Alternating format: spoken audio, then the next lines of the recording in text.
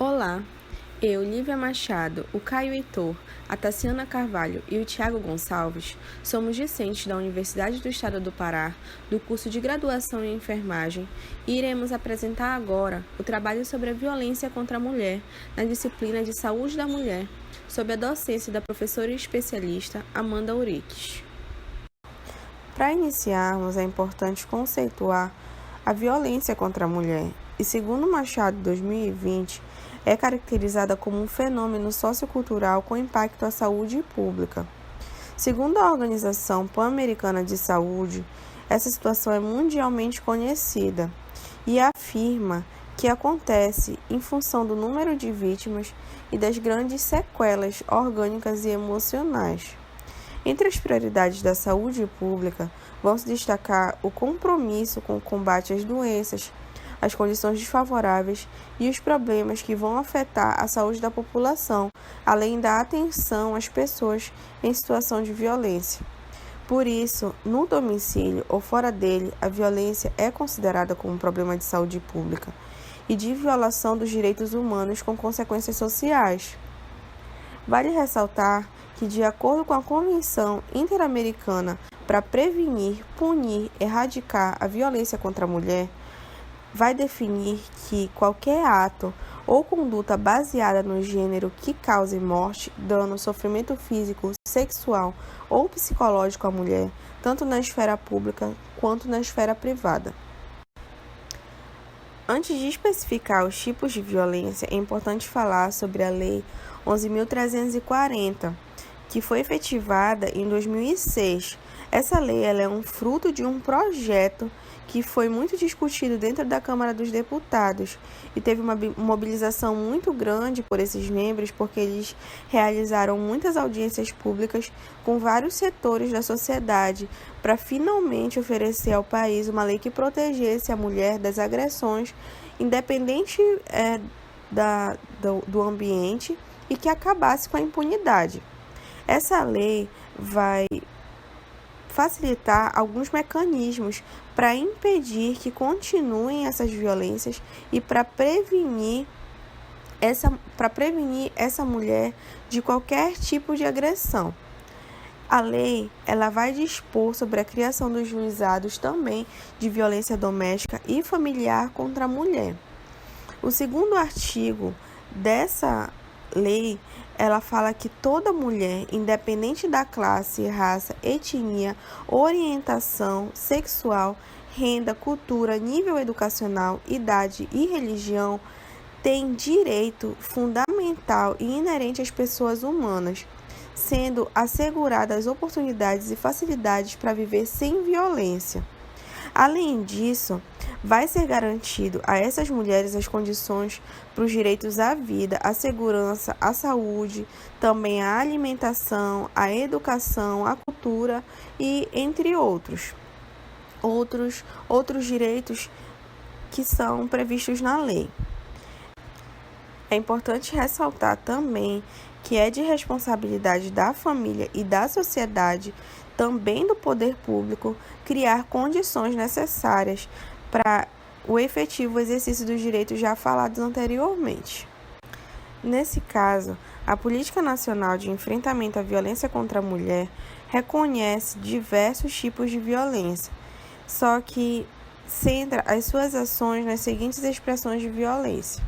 A violência doméstica, que vai ser entendida como qualquer ação ou omissão baseada no gênero que cause à mulher morte, lesão, sofrimento físico, sexual ou psicológico e dano moral, patrimonial no âmbito da unidade doméstica, no âmbito da família ou em qualquer relação íntima de afeto.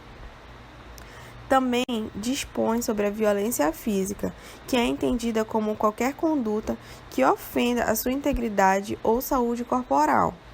No caso da violência psicológica, é como qualquer outra conduta que lhe cause dano emocional e diminuição da autoestima, ou que lhe prejudique e perturbe o pleno desenvolvimento, ou que vise desagradar ou controlar suas ações, comportamentos, crenças e decisões mediante a ameaça, constrangimento, humilhação, manipulação, isolamento, vigilância constante.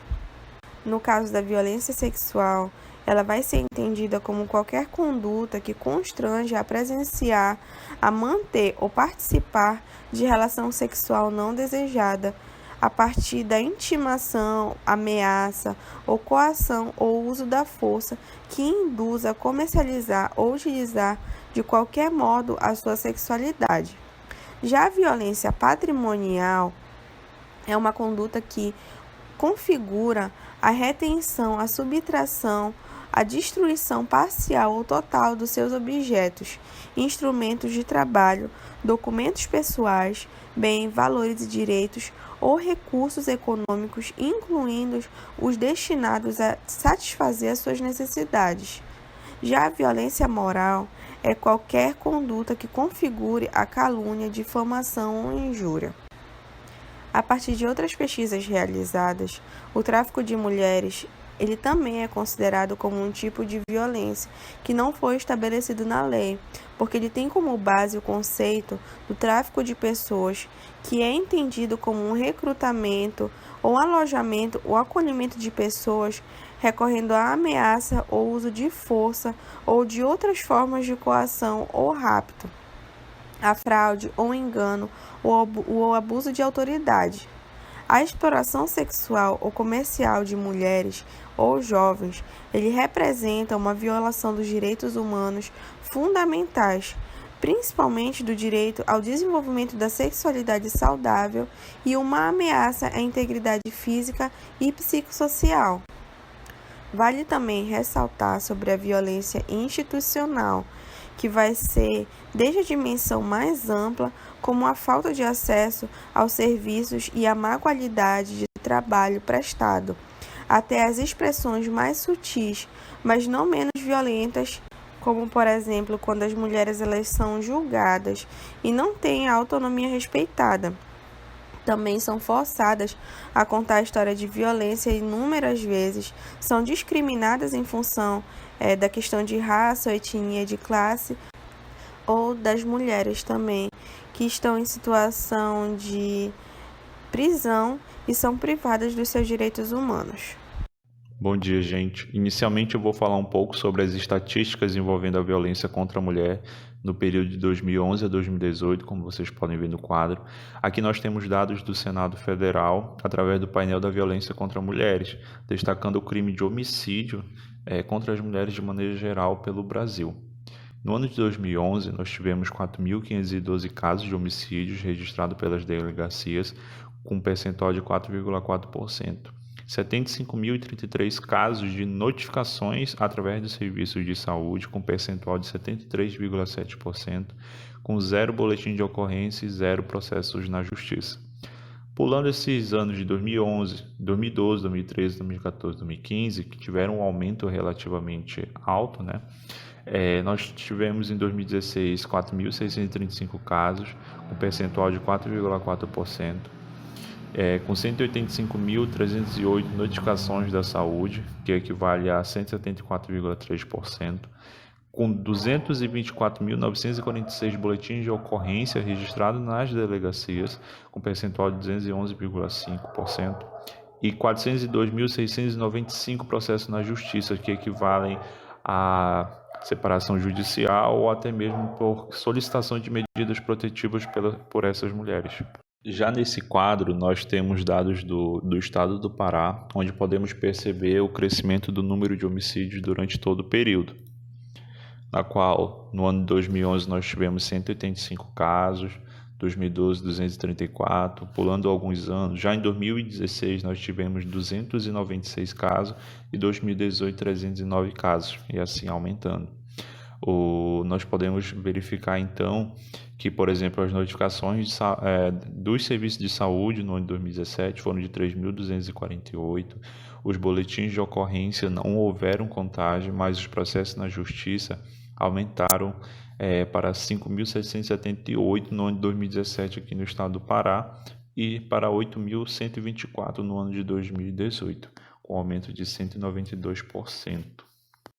Aqui nós temos um gráfico demonstrando a triste realidade vivida por muitas mulheres, que é o estupro. Segundo o Fórum Brasileiro de Segurança Pública, no ano de 2012 tivemos 50.224 casos de estupros registrados na polícia. No ano de 2013 nós tivemos 50.320 e pulando alguns anos, demonstrando um certo aumento de casos, já no ano de 2017 nós tivemos 61.032 casos. No ano de 2018, 66.041 casos e 2019, 66.348 casos. Vale ressaltar que, segundo o próprio fórum, apenas 35% das mulheres vítimas desse estupro, elas relatam o crime à polícia. Através disso, nesse período de 2012 a 2019, nós tivemos um total de 436.568 casos registrados. E fazendo uma regrinha de 3 simples, obtivemos então uma estimativa de 1.247.337,5 casos de estupros em nosso país dentro desse período, o que demonstra uma realidade muito triste às mulheres brasileiras e também a falta de segurança para as mesmas. Ainda falando de crimes contra a mulher, falamos um pouco agora do feminicídio, que em 2018, por exemplo, tivemos infelizes 1.206 casos, com um crescimento de 11,3% em relação a 2017. As mulheres de 30 a 39 anos elas foram as mais acometidas pela mortalidade, e desse total, 61% eram negras e 70,7% tinham, no máximo, o ensino fundamental. E em 88,8% desses casos, o autor foi o companheiro ou algum ex-companheiro. Aqui nós temos um dado alarmante, pode-se dizer assim, onde podemos inferir que a questão da escolaridade baixa pode ter efeito sobre esse número de casos, uma vez que possivelmente essas mulheres não teriam o conhecimento necessário para que se protegessem contra o agressor, como através da busca ativa por órgãos públicos que pudessem proteger. Temos ainda alguns estudos que relatam sobre a questão da violência doméstica continuar, pois as mulheres acreditam que será a última vez ou que é totalmente dependente financeiramente do marido e não tem como sustentar a si mesma ou então aos seus próprios filhos, o que pode levar a mais agressões e, consequentemente, ao feminicídio. Isso se dá principalmente na hora de registrar queixas, na qual as mulheres, a maioria, desiste de registrar essa queixa. Temos ainda a violência doméstica, com 263 mil casos, um aumento de 0,8% em relação ao ano anterior. A violência sexual, com 66 mil registros de estupros nesse ano, cerca de 180 estupros por dia, um aumento de 4,1%. Desse total, temos então uma triste realidade, onde 4 meninas de até 13 anos são estupradas por hora no Brasil. Já nesse ano de pandemia, no ano 2020, temos aqui dados do primeiro semestre, onde houve uma queda de 9,6% dos registros nas delegacias de violência contra a mulher, como vocês podem ver na imagem, que se dá possivelmente devido ao isolamento social, porém aumentaram os chamados para o número 190, cerca de 3,8%, nos acionamentos da PM em casos de violência doméstica, um total de 147.379 chamados. Houve ainda 649 vítimas de feminicídio, um aumento de 2% em relação ao mesmo período do ano de 2019. Infelizmente, isso já é uma coisa que era esperado por conta do maior convívio entre casais devido ao isolamento. Mesmo assim, muitos estados aderiram aos chamados lockdowns, o que pode ter contribuído bastante para isso. E ainda pensando nisso, foram lançadas muitas campanhas, como pela própria Fundação Maria da Penha, para ajudar essas mulheres a se protegerem e denunciarem a violência sofrida para as delegacias e tudo mais, para ter a real sensação de proteção contra esses agressores. A partir desses dados, nós temos então algumas leis que garantem essa segurança à mulher, como a Lei Maria da Penha, que ela veio com o objetivo de colaborar com o fim da violência doméstica e familiar contra a mulher, e para isso ela criou mecanismos e instituiu responsabilidades para os órgãos públicos de segurança ou saúde ou outros órgãos, e dessa forma a mulher passou a contar com uma maior quantidade de serviços. A Lei Maria da Penha ela foi criada com o objetivo de enfrentar a violência doméstica e familiar contra a mulher de várias formas, como, por exemplo, definindo quais são os tipos e quem pode ser o agressor, criando os juizados de violência doméstica e familiar contra a mulher, que já são os especializados mesmo, proibindo as penas de multas ou cestas básicas, proibindo que a mulher entregue a intimação ao agressor, ou então obrigando que ela esteja sempre acompanhada de advogado em todas as ações que decorrem da denúncia, e possibilitando ao juiz a decretação da prisão preventiva, no caso quando houver riscos à integridade física ou psicológica da mulher. Temos ainda a determinação de que a mulher somente poderá renunciar à denúncia perante o juiz, o estabelecimento de que a mulher em situação de violência doméstica será avisada dos acontecimentos, em especial sobre o ingresso e a saída do agressor da prisão. Além de tudo isso, a lei também estabelece como diretrizes a promoção de programas educacionais, a capacitação da polícia para o atendimento especializado às mulheres vítimas no caso de violência. Temos também a criação de uma equipe multidisciplinar e também de espaços específicos que atendam essas mulheres, além da aplicação de medidas protetivas de urgência, por exemplo. A Lei Maria da Penha ela possui dois tipos diferentes de medidas protetivas. Nós temos as que obrigam o agressor, como a restrição do porte de armas, proibição ao agressor de se aproximar da mulher, dos filhos, parentes ou testemunhas, afastamento do lar, proibição de frequentar lugares pré-determinados, e também as que se dirigem à mulher, que faz relação ao acompanhamento policial para que possa recolher suas coisas da casa, o encaminhamento dela, e dos filhos para abrigos, garantindo então a proteção deles, o afastamento da casa sem que ela perca seus direitos em relação aos bens do local. Em relação a isso, é importante saber que nem todos os municípios têm serviços especializados, mas a mulher ela pode ir a qualquer delegacia, promotoria ou defensoria comum para pedir essas medidas protetivas contra o agressor. Aqui nós temos uma pesquisa feita pelo Instituto Patrícia Galvão, com o intuito de verificar a violência contra a mulher na pandemia, e também do conhecimento dos brasileiros em relação à lei, Maria da Penha no caso. Nós temos então 85% conhece muito ou pouco a Lei Maria da Penha, 75% concordam que hoje se condena muito mais a violência doméstica do que antes da lei, 83% acreditam que a lei ajuda a diminuir crimes de violência doméstica contra a mulher, 84% concordam que a lei fez com que as mulheres passassem a denunciar mais os casos de violência doméstica,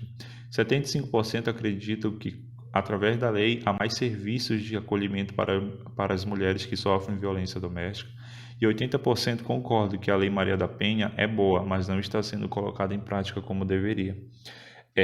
Pode-se inferir nesse caso que o pensamento do brasileiro ele foi focado mais na sensação de impunidade que a justiça brasileira demonstra, principalmente quando se solta os agressores assim que entram em regime semiaberto, por exemplo, não fazendo valer ainda a questão de notificar a mulher sobre sua saída, o que pode levar ele a sair daquela prisão e tentar novamente um crime contra a mulher. Atualmente temos também a Lei número 13.104, de 9 de março de 2015, conhecida também como Lei do Feminicídio. Ela existe justamente para dar nome e também para descrever o assassinato de mulheres em casos de violência doméstica e familiar, ou então pelo simples fato de se desprezar sua condição de mulher. O importante dessa lei foi tornar o assassinato de mulheres um crime hediondo e também de aumentar sua pena para 12 a 30 anos de reclusão. Essa pena pode ser dada principalmente quando o homicídio é cometido contra a mulher por razões de condição de sexo, ou então por violência doméstica, ou então pelo simples fato do menosprezo ou discriminação à condição de mulher. Temos também a Lei número 13.931, de 10 de dezembro de 2019, que obriga os profissionais de saúde a informar as autoridades policiais em casos de violência doméstica, que chegarem aos postos de saúde, hospitais ou qualquer estabelecimento de saúde. E dessa forma, aos poucos, as mulheres vão ganhando espaço para enfrentar essa violência e para colocar na cadeia esses agressores. Agora nós vamos falar um pouco sobre a Política Nacional de Enfrentamento da Violência contra a Mulher. A partir de todos esses acontecimentos e estatísticas envolvendo a violência contra as mulheres, passaram a ser criadas políticas para auxiliar no enfrentamento desse tipo de violência. Até 2003, as casas-abrigo e as delegacias especializadas de atendimento à mulher eram as principais respostas do governo em relação à violência contra as mulheres. Nesse mesmo ano, aconteceu a criação da Secretaria de Políticas para as Mulheres, e a partir disso, as políticas públicas de enfrentamento à violência foram fortalecidas, através da criação de conceitos, diretrizes, normas e da definição de ações e estratégias de gestão e monitoramento relacionadas a esse problema, porque até então essas iniciativas de enfrentamento eram, na maioria dos casos, ações isoladas e ligadas basicamente a duas estratégias: a capacitação de profissionais da rede de atendimento às mulheres em situação de violência e a criação de serviços especializados, mais especificamente as casas-abrigo e delegacias especializadas de atendimento à mulher. A partir de 2003, as políticas públicas para o enfrentamento da violência contra a mulher foram ampliadas e elas passaram a incluir ações integradas, como a criação de normas e padrões de atendimento, aperfeiçoamento da legislação, incentivo à construção de redes de serviço, o apoio a projetos educativos e culturais, de prevenção à violência e ampliação do acesso das mulheres à justiça e aos serviços de segurança pública. E essa ampliação ela é feita baseada em diferentes documentos e de leis desse período, como, por exemplo, o Plano Nacional de Políticas para as Mulheres, a Lei Maria da Penha, o Pacto Nacional pelo Enfrentamento à Violência das Mulheres, as diretrizes de abrigamento das mulheres em situação de violência e várias outras. Bom, essa política tem por finalidade estabelecer conceitos, princípios, diretrizes e ações de prevenção e combate à violência contra as mulheres, assim como de assistência e garantia de direito às mulheres em situação de violência, conforme normas e instrumentos internacionais de direitos humanos e a legislação nacional.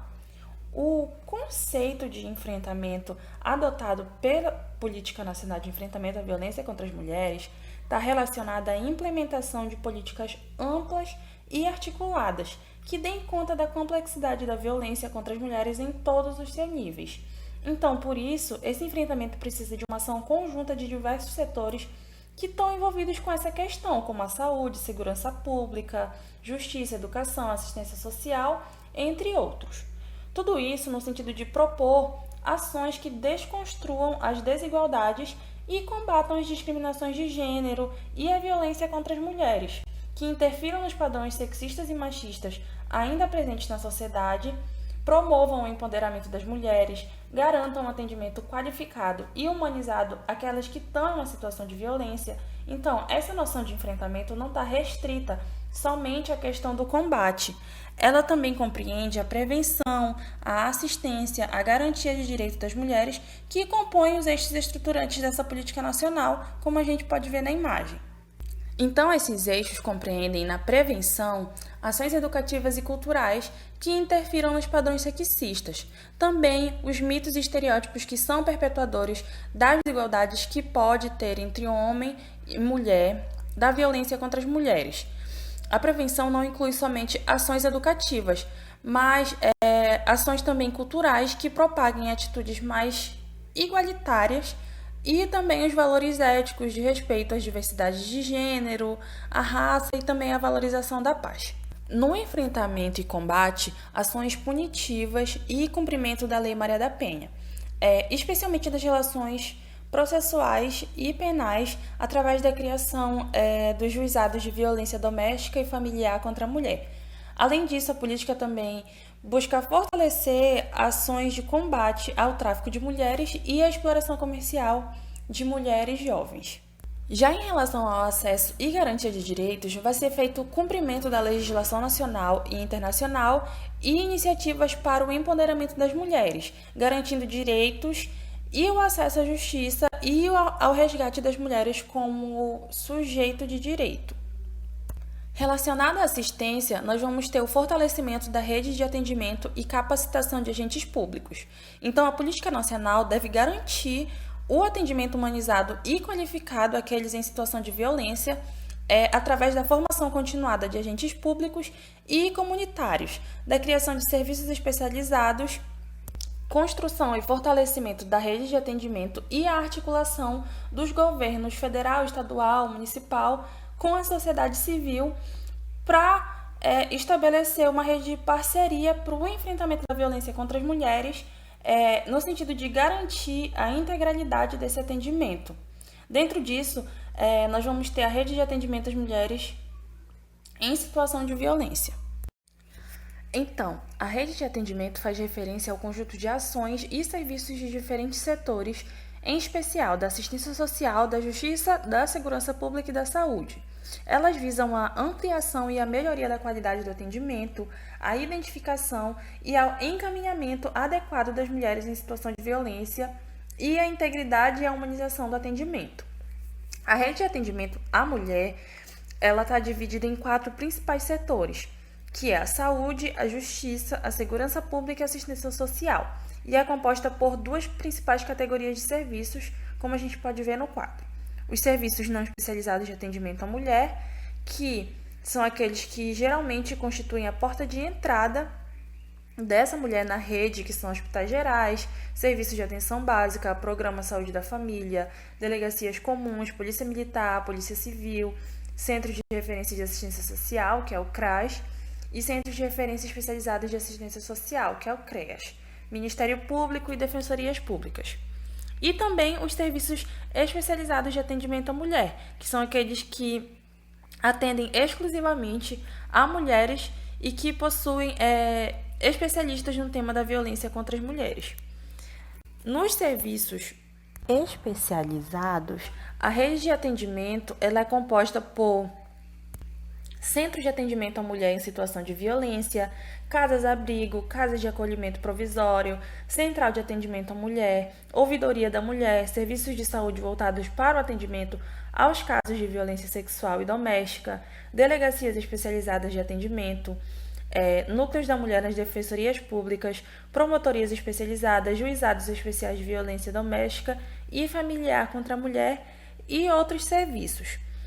Todos eles oferecem suporte a essa mulher em situação de violência, através de acolhimento, de atendimento psicológico-social, orientações e encaminhamento jurídico a essa mulher, oferece locais seguros para que essa mulher fique ali temporariamente, oferece assistência médica nos casos de violência sexual, violência doméstica, assistência de enfermagem, assistência psicológica e social a essas vítimas, inclusive também em relação à interrupção de gravidez, que está prevista em lei nos casos de estupro. E também assistência jurídica para que essa mulher seja orientada e seja encaminhada para os órgãos cabíveis quando ela sofrer algum tipo de violência. Mas, no geral, a rede de enfrentamento à violência ela é marcada pela multiplicidade desses serviços dessas instituições. E essa diversidade ela vai ser vista como um processo de construção que visa abraçar esses vários níveis de complexidade da violência contra as mulheres. Uma das ferramentas essenciais da enfermagem para o acolhimento à mulher vítima de violência é a escuta qualificada, tanto da história quanto das expectativas em relação à assistência, com os devidos conhecimentos que reflitam o exercício da enfermagem, com a empatia, a resiliência, para que se entenda o problema, a origem do sofrimento e as dificuldades que ela tem para sair dessa dinâmica abusiva. E saber de fato por que fazer, o que fazer e como fazer. Alguns passos que podem integrar as ações do cuidado de enfermagem e dos demais profissionais são oferecer um atendimento humanizado, ou seja, tratá-la como gostaria de ser tratado, com respeito, atenção, disponibilizar o tempo para que tenha uma conversa tranquila, manter o sigilo das informações, proporcionar a privacidade e ter empatia. Não fazer aquele questionamento para satisfazer a curiosidade ou direcionar alguma pergunta, e dialogar com a mulher sobre as opções de lidar com o problema, afastando as culpas, permitindo que ela faça as escolhas e fortaleça essa sua autoestima. Auxiliar também para que ela estabeleça o vínculo de confiança individual e institucional nas redes de assistência, com o acompanhamento, a proteção e também para o apoio, para que possa avaliar o histórico da violência e as possibilidades de mover recursos sociais e familiares, e também realizar ou encaminhar o atendimento clínico em caso de lesão grave com necessidade de reabilitação que não puderem ser atendidos na unidade. E sugerir à vítima também o atendimento para o casal ou família em caso de continuidade da relação, prestando as informações prévias com efetiva compreensão sobre o que está sendo realizado, cada etapa do atendimento, e a importância das condutas médicas, multiprofissional e policial, respeitada a sua decisão sobre a realização de qualquer procedimento. Conduzindo então a anamnese com o preenchimento do prontuário, onde conste as informações necessárias, como a data, a hora do atendimento, a história clínica detalhada sobre a violência sofrida, o exame físico completo com o exame ginecológico, se for necessário, a descrição minuciosa das lesões com a indicação do período que foi feita, localização bem específica, a identificação dos profissionais que atenderam a pessoa em situação de violência, entre outras informações, realizando outras condutas como a dispensação ou administração de medicamentos para profilaxias indicadas conforme as normas e regras e também as diretrizes técnicas do Ministério da Saúde, os exames laboratoriais e testes rápidos e também o preenchimento da ficha de notificação compulsória. O profissional ele também deve apoiar a vítima que deseja fazer o registro policial do fato ocorrido, bem como encaminhamento a outros órgãos competentes quando necessário, no caso as delegacias da mulher, o Instituto Médico Legal, entre outras instâncias, para que se tenha todo esse apoio social de uma forma integral, justamente para evitar a dependência afetiva, econômica e também as vulnerabilidades socioculturais. E propor o acompanhamento psicológico e fazer visitas domiciliares constantes para cuidar e acompanhar o caso. E a partir disso, mapear e avaliar junto à mulher os potenciais riscos que ela pode correr, avaliando as tentativas anteriores, as formas de prevenção, conjuntamente a toda a rede de suporte social e também alguém que ela possa contar, né? Como no seu trabalho, os amigos, a família e também outros recursos. E discutir com ela os planos que ela tem para a vida, buscando encontrar alternativas para essa situação atual. E elaborar também planos de segurança para essa vítima, identificando algum vizinho que ela possa contar, planejar, em caso de uma fuga, uma forma segura para que ela possa sair de casa, guardar cópias dos documentos, dinheiro, roupa, caso ela tenha que fugir rapidamente, e fazer algum acordo com uma vizinha para que ela tenha um código para esses casos de violência, né, para que ela tenha uma comunicação de situações de emergência, para que ela comunique à polícia, alguma pessoa que possa ajudar. Se caso a briga for inevitável, sempre certificar que ela está num lugar que ela possa fugir e não haja potenciais armas. Para conceituar a assistência de saúde mental frente a essas situações, eu trouxe aqui alguns estudos. Schreiber e de Oliveira, eles afirmam que a mulher vítima de violência utilizam mais o serviço de saúde do que a população em geral. E Oram e Howard, eles constataram que a violência física, sexual e psicológica tem sido associada a diversos problemas psiquiátricos, tais como a depressão, a ansiedade, fobias, estresse pós-traumático, suicídio, dentre outros. Esses dados mostram que a opressão e a violência de gênero levam a um sofrimento e uma diversidade de problemas psicológicos, segundo Scheffler. Em relação a esse panorama, tem-se a biologização do sofrimento mental, sem considerar as características sociais, ou seja, existe uma invisibilidade de gênero na saúde mental. E de uma forma muito abrangente, ela propõe a preservação da integridade física e psicológica da mulher em situação de violência, porém ela não estabelece como deve ser realizada essa preservação da integridade psicológica. E nos documentos de saúde mental ainda se percebe uma tentativa no olhar para as mulheres,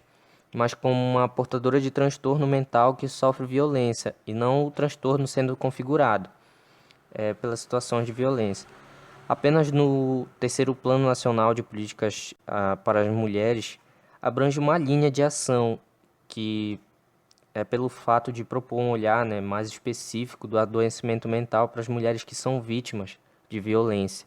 que é visando a implantação de ações específicas para atenção às mulheres em situação de violência nos serviços de saúde e nos serviços de saúde mental, segundo a Secretaria de Políticas para as Mulheres, em 2013.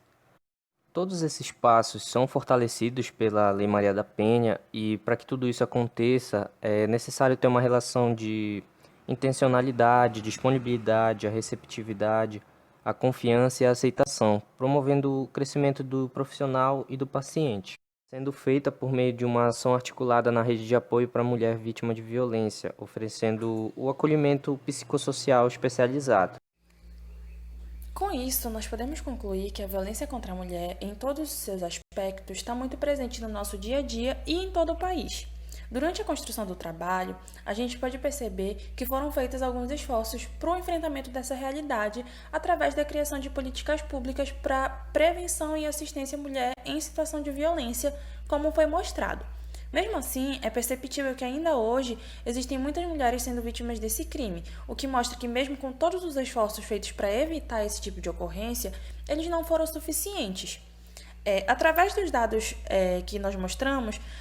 a gente viu que nos últimos 3 anos esses índices aumentaram de forma significativa. Em parte, isso se deve à má gestão governamental, já que as verbas destinadas ao investimento dessas políticas públicas foram reduzidas, alocando à Secretaria de Proteção à Mulher, que era um órgão importante para executar essas políticas, num guarda-chuva maior. Tudo isso para reduzir gastos. Além disso, também foram reduzidas a participação civil e de organizações de direitos das mulheres na construção de novas políticas. Isso gerou uma falta de diálogo e paralisação da articulação entre a população e o governo, para que eles pudessem construir medidas de enfrentamento. Então, enquanto não houver protocolos e parâmetros mínimos para o bom funcionamento da rede de enfrentamento e atendimento, a gente ainda vai se deparar com esses casos de forma decorrente no nosso dia a dia. E como futuros profissionais da saúde, a gente deve ser capaz de reconhecer as mulheres que estão em situação de vulnerabilidade e prestar uma atenção humanizada. Para isso, a gente deve observar a nossa realidade e saber quais orientações a gente deve fazer para essa mulher para evitar que esse tipo de coisa ocorra. E também para que ela possa procurar ajuda quando for necessário, auxiliando no combate a esse tipo de violência. Por fim, a gente salienta que é importante que nós, enquanto mulheres, continuemos lutando pelos nossos direitos, pela nossa vida. Então, gente, esse foi o nosso trabalho. Eu espero que vocês tenham gostado e essas são as nossas referências. Obrigada.